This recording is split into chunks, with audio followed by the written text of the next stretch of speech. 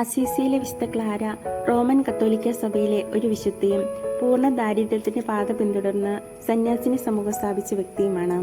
അസീസിയിലെ വിശുദ്ധ ഫ്രാൻസിസിന്റെ പ്രബോധനങ്ങളിൽ ആകൃഷ്ടയായി ഭൗതിക സുഖങ്ങൾ ഉപേക്ഷിച്ചു. വിശുദ്ധ ക്ലാര ജനിച്ചത് 1194 ജൂലൈ 16 ഇറ്റലിയിലെ അസീസിയിലും മരണം 1253 ഓഗസ്റ്റ് 11 ഓഗസ്റ്റ് 11 വിശുദ്ധ ക്ലാരയുടെ തിരുനാൾ ദിവസമായി സഭ ആചരിക്കുന്നത്. വിശുദ്ധ ക്ലാരയാണ് വനിതകൾക്കായി പൂർണ്ണ ദാരിദ്ര്യത്തിലെ നിയമങ്ങൾ പാലിച്ച് പൂവർ ക്ലയേഴ്സ് എന്ന സന്യാസിനി സമൂഹം സ്ഥാപിച്ചത്. ഒരു സ്ത്രീ എഴുതിയ ആദ്യത്തെ സന്യാസിനി നിയമസംഹിതയാണിത്. ടെലിവിഷന്റെ മധ്യസ്ഥ, നേത്രരോഗങ്ങൾ ഉള്ളവർ, എംബ്രോയിഡറി തൊഴിലാളികൾ എന്നിവരുടെ മധ്യസ്ഥ എന്നറിയപ്പെടുന്നത് വിശുദ്ധ ക്ലാരയാണ്. ദിവ്യകാരുണ്യ ശക്തിയിൽ ഒരു സൈന്യത്തെ കീഴടക്കിയ വിശുദ്ധയാണ് അസീസിയിലെ വിശുദ്ധ ക്ലാര.